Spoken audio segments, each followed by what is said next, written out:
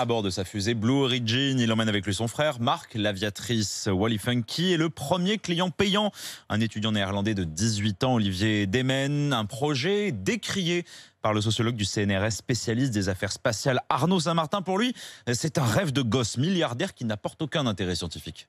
C'est une opération de communication qui sert à la personne du milliardaire Jeff Bezos, qui injecte une partie de sa fortune personnelle dans une conquête qui se veut à la fois héroïque et à dimension cosmique. Donc c'est aussi une forme d'agrandissement égomaniaque que de se mettre ainsi en scène. L'intérêt scientifique est nul, ça reste principalement du divertissement. Il est évident que ça pose plein de questions de développer ce type d'activité alors que les sociétés sont enjointes aujourd'hui à des formes de sobriété du point de vue de la crise climatique.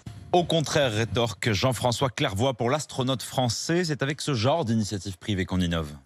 Richard Branson, Elon Musk, Jeff Bezos sont de véritables visionnaires. Ceux qui font de l'orbital, ils rendent service à la science. Et d'ailleurs, tous les vols New Shepard à ce jour, qui ont été tous inhabités, ont embarqué des expériences scientifiques. En créant ces sociétés, il y a des créations d'emplois de haute valeur ajoutée qui élèvent le savoir-faire de l'industrie astronautique. Tous les passagers touristiques de ces vols suborbitaux vont être tellement bouleversés et émus par l'expérience qu'ils auront vécue qu'ils seront tous des ambassadeurs faisant la promotion de la protection de notre environnement.